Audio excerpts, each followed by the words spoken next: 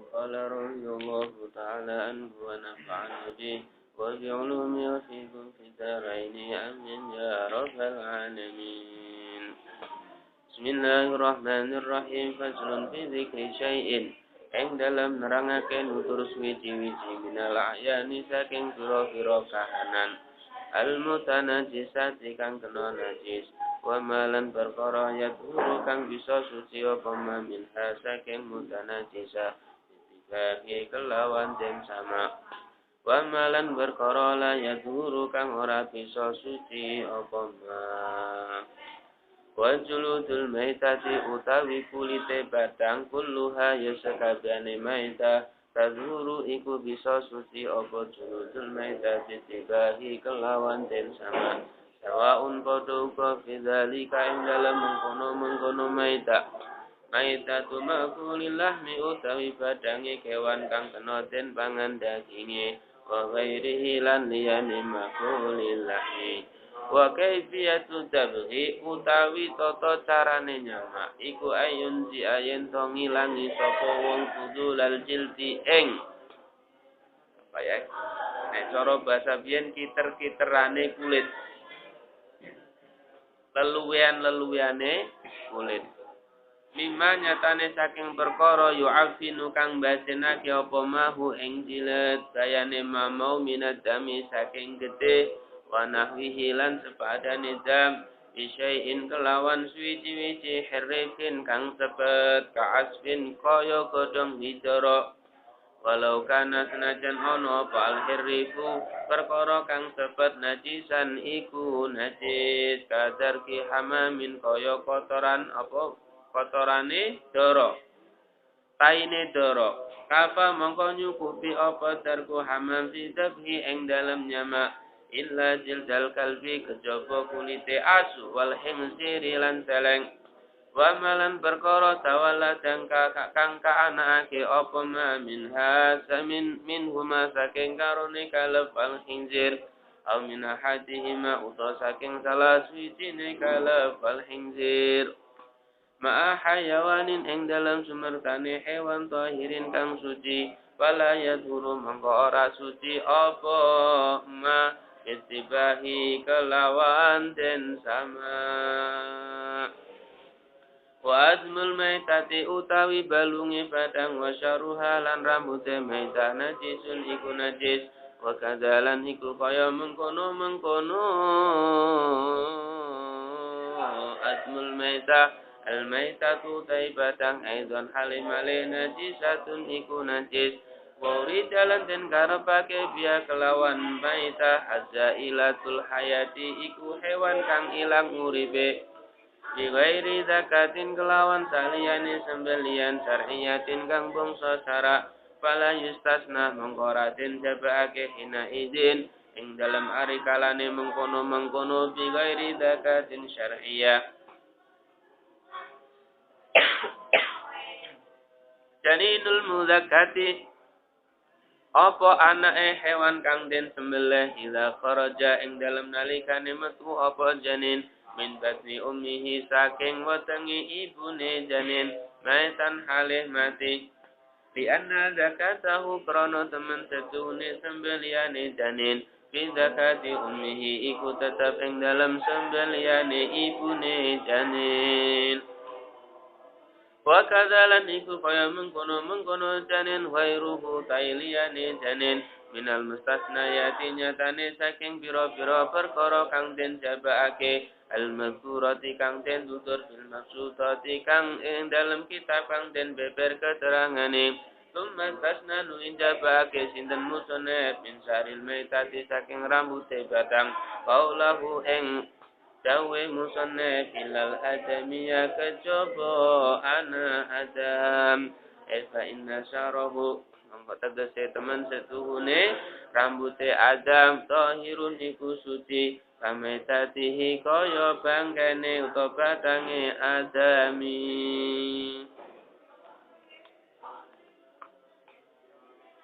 jadi ini pasal menerangkan tentang perkara-perkara yang najis karena mati menjadi bangkai itu bisa disucikan dengan cara sama. pada hukum dasarnya semua bangkai itu hukumnya najis. Semua bangkai hukumnya najis. Kecuali 3 perkara. 1, manusia, karena dimuliakan walaqad karramna bani Adam. Karena aku Allah Subhanahu wa taala telah memuliakan Bani Adam dengan cara ketika dia mati dihukumi suci. Yang kedua adalah ini belalang. Semua keluarga belalang ya. Pokoknya asal kategori belalang itu hukumnya suci ketika mati dan halal dimakan tanpa disembelih. Yang ketiga adalah semua samak ikan-ikan laut. Ikan-ikan laut ini ketika menjadi bangkai hukumnya halal dimakan. Hukumnya halal dimakan, tidak usah disembelih. Cuman kalau sudah sampai hut, sudah besar ukurannya, itu sunnah disembelih. Cuman sunnah saja. Seperti ikan paus misalnya, sunnah disembelih. Tidak apa-apa. Halal ya. Itu 3. Jadi semua ini semua bangkai itu hukumnya najis kecuali 3. Dan semua binatang yang hidup itu hukumnya suci. Hukumnya suci. Kecuali 2. Anjing sama babi dan keturunan dari keduanya ini. Ini hukumnya najis. Sehingga nanti anjing sama babi dan keturunannya ini tidak bisa disamak. Walaupun tidak bisa disucikan dengan cara disamak. Kenapa? Jangankan matinya, wong hidupnya aja sudah najis. Ini najis paten abadul abad ini dengan takdirnya Allah Subhanahu wa taala. Paham ya? Semua binatang hukumnya suci kecuali anjing dan babi. Nah, sekarang kalau ada bagian dari binatang yang terlepas ketika dia masih hidup, hukumnya bagaimana? Itu hukumnya adalah dilihat ketika dia disembelih. Kalau dagingnya bisa dimakan, maka pisahannya juga hukumnya suci. Tapi kalau dagingnya tidak bisa dimakan, maka hukumnya menjadi najis. Misalnya kita megang kambing, ada bulu kambing lepas dari badannya, nempel di tangan kita. Kalau kambingnya ini semua bulunya suci sama kambingnya ketika masih utuh. Ketika sudah terlepas dari kambingnya nempel di tangan kita, hukumnya najis atau tidak? Dilihat kambing ini kalau disembelih halal tidak dagingnya dimakan? Oh halal, berarti ini hukumnya suci. Ini bulu kambing yang nempel hukumnya suci. Jadi kita sholat tidak ada istilah najis. Paham ya? Nah di situ. Ini kalau kucing sekarang. Kalau kucing ini kalau kita pegang suci, selagi masih utuh. Tidak apa-apa kita pegang, suci dia. Kalau seandainya ada najis itu mutanajis kan, datang baru. Kemudian setelah kita megang kucing ada bulunya yang nempel, terlepas ini ya kan. Nah, ini hukumnya najis atau tidak? Kucing kalau disembelih halal atau tidak? Haram kan? Berarti ini hukumnya menjadi kucingnya suci, tapi kalau kita megang ada bulu yang nempel terlepas dari kucingnya, itu hukumnya najis. Sehingga kalau kita pakai sholatnya kita tidak sah. Paham ya? Nah, ini ketika terlepas dia masih hidup. Nah, kemudian kalau sekarang sudah jadi bangkai semuanya najis kan, itu bisa disucikan dengan cara disamak. Sebenarnya bulu tidak bisa disamak sebenarnya, tapi bulu ikut pada kulitnya kan gitu. Ketika kulit dihukumi suci, maka bulunya dengan otomatis dimakfu karena kategori dia ikut suci, walaupun sucinya makfu. Nah, cara menyamaknya itu adalah dengan cara 1, menghilangkan fudulatul jilad. Itu yang paling utama. Fudulatul jilad ini apa? Yaitu adalah perkara-perkara yang kalau dibiarkan menjadi kulit itu menjadi busuk, rusak. Biasanya dari lendir-lendir lemaknya binatang yang nempel, sisa-sisa darah, sisa-sisa daging yang nempel, itu namanya fudulatul jilad. Lendir-lendirnya kulit itu caranya harus dibersihkan. Kemudian ini cara pertama menghilangkan fudulatul jilad. Ini cara menyamak ya. Ini misalnya kulit ya, kulit. Ini fudulatnya dibersihkan. Nah, cara membersihkannya ini harus dengan alat yang mana mempunyai sifat asap tadi. Apa namanya? Hirif, sepet. Yang mempunyai sifat sepet. Walaupun bersih, ini kulit, ada lendir-lendirnya, kita gosok sama pasir. Bersih apa enggak? Bersih. Tapi pasir rasanya sepet apa tidak? Enggak kan? Berarti belum sah. Nanti kalau di bejurinya itu dikatakan, walaupun dohirnya kelihatan bersih, tapi pada hakikatnya itu apa masturul fasad ini. Nanti akan jadi rusak yang tersembunyi. Karena kalau bahasa medis sekarang, itu mungkin masih ada bakteri-bakteri yang masih nempel. Begitu ya. Mungkin begitu yang jadi lambat laut nanti bisa rusak dia. Jadi seandainya dibersihkan pakai ini pasir, walaupun bisa bersih, disikat, semuanya pudulatnya hilang, tapi kalau alatnya tidak sesuatu yang sepet, itu masih belum dikatakan tak harus yang sepet. Kalau sekarang alhamdulillah semua sabun pembersih ini insya Allah rasanya sepet semua. Ya, deterjen tuh loh ya. Kalau pakai deterjen boleh. Rasanya deterjen tuh ini kan nanti sepet getar itu. Nah, rasanya harus yang getar seperti itu, paham ya? Ini yang kedua. Kemudian setelah itu, setelah dibersihkan, dicuci bersih terakhir untuk menghilangkan semua najisnya itu dengan air harus. Dengan air sudah bersih, kemudian dijemur kering, itu menyamak dikatakan sah dengan syarat kalau seandainya ini kulit yang sudah kering disamak tadi direndam di dalam air tidak menimbulkan bau busuk lagi. Itu berarti hukum menyamaknya sudah dikatakan sah. Di situ ya. Nah, seperti itu. Kecuali tulangnya bangkai itu tidak bisa disamak ya. Semuanya termasuk giginya harimau mati giginya dibikin ya. Nah, seperti itu. Wah, ini harimaunya disembelih. Disembelih kan harimau tidak bisa dimakan dagingnya kan. Berarti najis juga kan.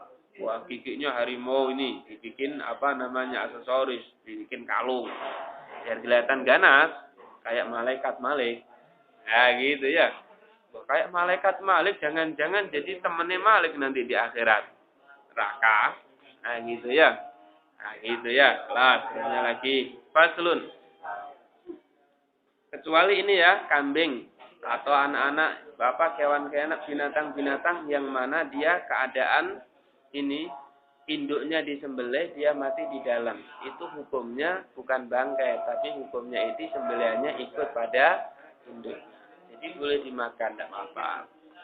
Ya, faslun bi bayani ma ing dalam nerangake perkara yahrumu kang haram apa istimaluhu gunakake ma minal awani nyatane saking pira-pira wadah bejana. Wamalan perkara ya juzu kang wenang apa ma wa bada alan ngawiti sinten musannif bil awali kelawan kang pertama faqala monggo ngendika sinten musannif ing pangendikan wala ya juzu lan ora wenang fi ghairi daruratin ing dalam saliyane tingkah darurat irojulin keziong lanang awi mro'atin utawa wadon apa istimalu syai'in gunake swiji-wiji min awani dhahabi saking pira-pira wadah emas wal fiddati lan perak la fi aklin ora ing dalem mangan wala fi syurbin lan yo ora ing dalem ngombe wala ghairihi malan ora ing dalem liyane karone akal wasurep wa kama yahrumulan kaya oleh haram apa istimalu manggunake perkara bukira kang den tutur apa ma yahrumu mengko haram apa ittikhaduhu ngalap ma. Perbedaan istimal sama ittikhad itu begini. Jadi kalau istimal itu kita menggunakan untuk keperluan. Tapi kalau ittikhad kita menggunakan atau memakai hanya sekedar untuk hiasan. Tapi hiasan yang tidak dipakai itu namanya ittikhad. Paham ya? Namanya ittikhad. Misalnya jam dinding dipasang dari emas. Namanya ittikhad. Lagi perempuan haram. Kalau istimal, piringnya digunakan makan. Terbuat dari emas, mangkoknya untuk makan dari emas, gelasnya untuk minum dari emas. Itu namanya istimal. Istimal aja haram, apalagi ittikhad, jelas jauh lebih haram gitu ya. Min ghairi istimalin saking tanpa nggunakake gelas sahih ing dalem kaul kang luwih asa. Wa yahrumu lan haram aizon halih malih apa al ina wada al matliyu kang den sepoh. Den sepoh itu ya ini emas, perak dilelehkan, terus ada wadah dilapisi dengan emas. Itu namanya disepoh. Diapakan ya? Disepoh ya, benar ya? Nah, seperti itu. Misalnya ini Ini apa namanya? Misalnya barang ya, ini terbuat dari tembaga. Biar kelihatan lebih cantik, atau jam tangan ya, jam tangan biar kelihatan lebih cantik dilapisin dengan emas atau perak, itu namanya al-madli. Nah, di situ ya. Malas. Fi zahabin kelawan mas au fiddatin utawa perak in hasala lamun hasil minatolai saking nyepo seun apa suwiji-wiji bi ardihi kelawan nyodorake sae alan nari ing atase geni wa juzulan menang apa istimalu inai ghairihi manggunakake wadah saliyane mas lan perak ghairi zahabi tegese saliyane mas wal fiddati lan perak minal awani nyatane saking pira-pira wadah annafisati kang indah kang edi kaina iyakutin kaya wadah yakut wa yahrumu lan haram apa al ina wadah mudhabbabu kang den tembel bidhabati fidatin kelawan tembelan perak kabiratin kang gede urfan ing dalam lumrahe lizinatin kedu krana pepaes fa ing kanat mongko lamun ana apa dhaba kabiratan iku gede li hajatin krana butuh jaza mongko wenang apa jaza ya. Jaza mongko wenang apa ya mau ya, apa ina wae ma'al karahati ing dalam sumertane makruh, to istimal ma'al karahati ing dalam sumertane makruh, au sahiratan utawa cilik urfan ing dalam lumbre lizinatin krana pepaet, kurihat mongko den makruhake apa dhaba. Auli hajatin utawa krana butuh fala tukrahu mongko raden makruhake apa dhaba amal dhobatu zahabi anapun utawi tembelan mat fatahrumu mongko haram apa dhobah mutlakon kelawan mutlak kama kaya perkara sahaha kang nyokehake hu ing masaba an-Nawawi Imam Nawawi. Jadi ada orang laki perempuan mutlak semuanya diharamkan menggunakan semua wadah-wadah atau semua peralatan yang terbuat dari emas dan perak lepas dari hukum khuli. Kalau khuli memang dibuat perhiasan boleh untuk perempuan yang memang sifatnya perhiasan tersebut umumnya dipakai oleh perempuan. Contoh anting-anting, gelang, kalung, terus gelang tangan, gelang kaki, boleh umumnya memang dipakai perempuan. Kalau asal dipakai boleh tidak apa-apa. Yang memang tidak boleh, tidak umum, yaitu baru. Bahkan sepatu emas kalau memang umumnya perempuan memakai, boleh tidak apa-apa. Asal itu memang hukumnya untuk perhiasan perempuan. Tapi kalau memang tidak melekat dengan tubuh perempuan, itu namanya istiqmal kan, bukan huli kan. Jadi kalau untuk yang melekat ke tubuh halal untuk perempuan, tapi selain perempuan tidak boleh. Kenapa? Karena dia bukan hiasan. Baik itu laki maupun waria. Waria dalam hal emas dihukumi seperti laki. Ikhtiyaton. Untuk hati-hati. Waria pakai kalung emas haram. Perak, kalung perak haram. Kenapa? Hukumnya ikhtiyat. Paham ya? Di situ. Alas. Jadi tidak boleh istiqmal. Jadi menggunakan untuk makan, untuk minum, untuk apa saja. Asal sifatnya istiqmal, hukumnya haram. Ranjangnya terbuat dari emas. Tidak boleh haram. Laki perempuan dua-duanya haram. Tidak boleh memakainya. Atau terbuat dari perak. Apalagi cuman itikhot. Itikhot ini memanfaatkan tadi yang bukan digunakan. Jam dindingnya emas. Apalagi misalnya lemarinya emas, misalnya ya. Apalagi misalnya pintunya emas, misalnya ya. Gerbang-gerbangnya emas, itu namanya itikhad. Misalnya ya raja, misal Muammar Gaddafi, kan kaya tuh, ya. Hartanya hampir 1.000 triliun, agak iso ngitung wis. Bikin pintu emas ya gampang buat orang semacam ini kan kaya kan sampai 800, sekian triliun kan segitu itu kan orang-orang kaya zaman dulu biasa gitu dilapisin emas tahta kerajaan kursinya terbuat dari dilapisin emas itu kan biasa ya itu namanya ittikhad itu juga hukumnya haram. La illah alasan haramnya kenapa? Alasan haramnya ada dua. Alasan yang muktamad adalah di situ ada unsur inkisaru qulubil masakin. Itu menyayat-nyayat hatinya orang fakir miskin. Si miskin beli anting satu aja ndak kuat kok, ya kan? Sampai anaknya dikasih anting terbuat dari apa itu? Manik-manik apa gitu ya? Monel ya. Itu beli anting satu aja ndak kuat. Wah ini orang jam dindingnya emas. Kan menyakitkan, kasihan gitu loh ya. Disuruh toleransi. Jangan, itu alasan yang paling kuat. Alasan yang kedua ya ta'abud pastinya. Karena kata Rasul, untuk orang laki-laki diharamkan berhias dengan emas. Karena itu hiasannya orang nanti kelak di surga. Siapa yang orang laki berhias dengan emas di dunia, maka kelak dia diharamkan menggunakan atau memanfaatkan perhiasan emas di akhirat. Artinya bagaimana diharamkan masuk surga? Neraka dia. Kecuali kalau dapat ampunan dari Allah. Itu ya, emas, perak sama. Begitu juga wadah yang disepoh dengan emas. Dalamnya tembaga tapi luarnya dilapisi emas, haram. Haram tidak boleh.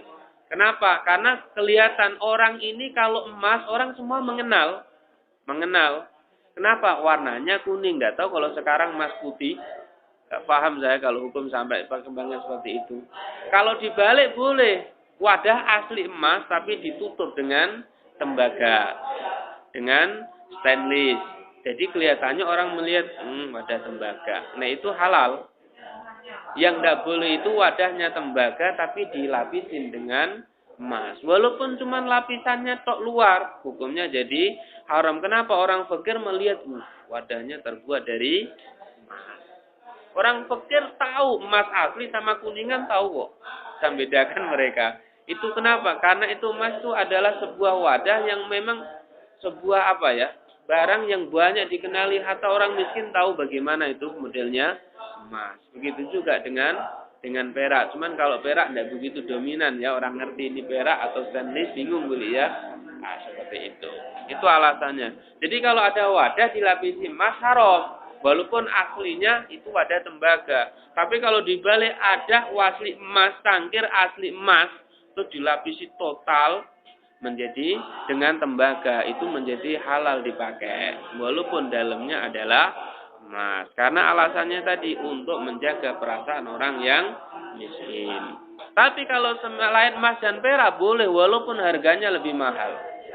Mungkin mutiara, mungkin yakut, mungkin harganya dia lebih mahal dari emas dan perak. Tapi kalau asal bukan emas dan perak, orang tidak akan mengetahui sehingga hukumnya halal. Orang pakai mutiara, orang mikir alah kaca, ya kan? Mesti begitu. Untuk membedakan antara kaca dan mutiara sulit sekali. Sehingga orang fakir, orang pakai mutiara kalung, pikirannya dia alah paling itu kaca itu. Kan begitu kan? Terbuat dari kaca itu seperti itu. Jadi orang tidak begitu tersakiti hatinya dengan memakai mutiara, sehingga halal dipakai walaupun harganya lebih mahal daripada emas dan perak. Kalau wadah yang ditempel sekarang, kalau yang menggunakan dengan emas mutlak haram, besar kecil hajah lizinah untuk keperluan atau sekedar untuk menghias hukumnya haram. Tapi kalau perak ada tafsil, ada perincian hukumnya. Kalau nempelnya wadah itu memang besar, itu kalau tujuannya lizinah haram. Kalau tujuannya memang butuh boleh tapi makruh. Kalau tempelannya kecil dengan perak itu kalau memang lizina tetap boleh tapi makruh. Tapi kalau memang butuh hukumnya boleh tanpa ada hukum makruh.